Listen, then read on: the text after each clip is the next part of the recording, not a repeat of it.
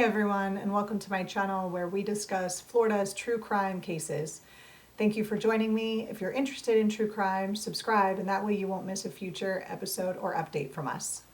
Today we'll be discussing the case of Anna Kepner. This is a homicide case actively being investigated by the FBI, so as always, please be respectful when discussing or commenting. This case takes us to a cruise ship where most of us would associate it with family time, relaxation, and just an all-around carefree environment. I know I've been on plenty of cruise ships being a resident of the state of Florida because there's cruise ports that are easily accessible no matter where you live in the state. So it's a quick hop on, hop off, and it's really got something for everyone of all ages. So it's one of the family vacations that we enjoy doing the most, or even if you just need a quick weekend getaway. We've probably done the Cozumel 4-day cruise more times than I can count. But unfortunately for 18-year-old Anna Kepner and her loved ones, what should have been a joyful family vacation turned into a devastating tragedy.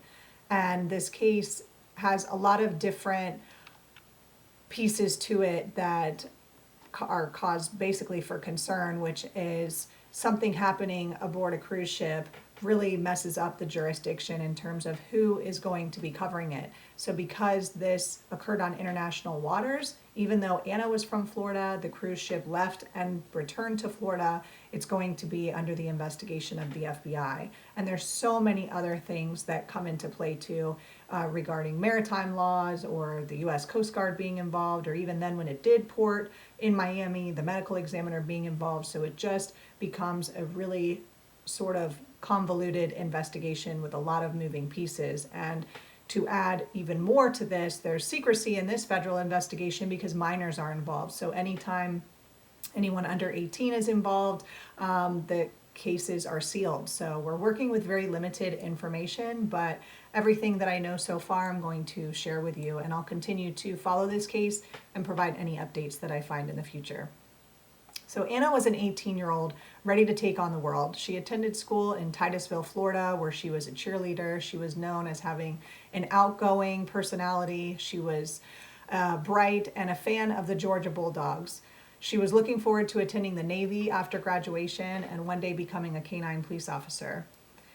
On November 2nd, 2024, Anna Kepner boarded the Carnival cruise ship. It was Carnival Cruise Horizon that was leaving from the port of Miami and going on a Western Caribbean vacation through a couple different ports.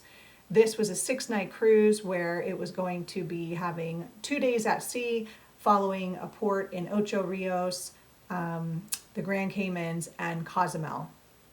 So the family had multiple days together, and they attended these different ports, and it wasn't until the last day at sea that Anna was attending dinner with her family, and she mentioned that she wasn't feeling well. So she left the dinner and went back to her stateroom where she was going to rest. And then she met back up with the family a little later at the casino, and then she returned to her room again. Now, when the younger brother, she was sharing the room with the younger brother that was 14 and a younger stepbrother who was 16. When she returned to the room, apparently the younger brother was going back out to take some photos of the cruise ship or something. And when he returned, he said that Anna wasn't there. He didn't see her. He just assumed that she had gone back out to spend more time with the family. And it wasn't until the next morning when the family was meeting for breakfast that Anna wasn't there. They began searching the ship for Anna, and it wasn't until the maid who was going to be taking care of that stateroom discovered Anna's body. So November 8th, the cruise ship was porting in Miami. That was its final stop, and it was the day after Anna was found deceased. Now, even though it docked in Miami, it left from Miami, even though Anna was from Florida, it occurred on international waters, and that's what adds to the complexity of this, making the FBI having to become involved. And then that level of like secrecy becomes more complex because anytime there are minors, everything has to kind of remain secret. It's all sealed. Nobody can access anything. So we were able to find an official court filing from the FBI on November 17th that was stating that they were in fact investigating the death of Anna Kepner, noting it as a sudden death and that she was found deceased on a Carnival cruise ship. And it also advised that a criminal case might be initiated against one of the minor children that were on the ship at the time of death. And it also noted that the mother was invoking her constitutional protection against self-incrimination. That was really all that we had to work with. But then on that same day, an unofficial public statement was made on X from someone that was claiming to be Anna's uncle, who was alleging that the stepbrother killed Anna on the cruise ship. We understand that on November 20th, there was a remote hearing confirming that the suspect was the 16-year-old stepbrother. And now there were some interviews with family members that were stating that they were informed that there was ship security and that the only one seen going in to that stateroom and the only one seen going out was the stepbrother. So just yesterday, CBS News reported that on 2/20, so 5 days ago, there were court documents noting that the 16-year-old stepbrother has been charged with homicide, but the details of the case and the next steps are all sealed. As we close this episode, it's important to remember that behind every headline is a real person, and Anna Kepner was an 18-year-old woman with a bright future ahead of her.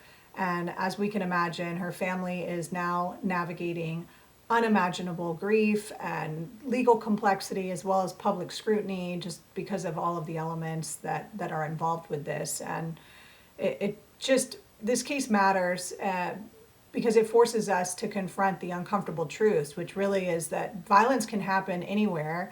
It's that investigations at sea especially are very far from being straightforward, and that families can often struggle to get clarity when there's something that happens in international waters, because it's just a lot of people that are involved and a lot of different investigations that they have to keep quiet. So thank you for watching. Thank you for caring and giving space to these stories that deserve to be heard. If you want updates as this case develops, make sure that you subscribe, because I'll continue to be following this case closely.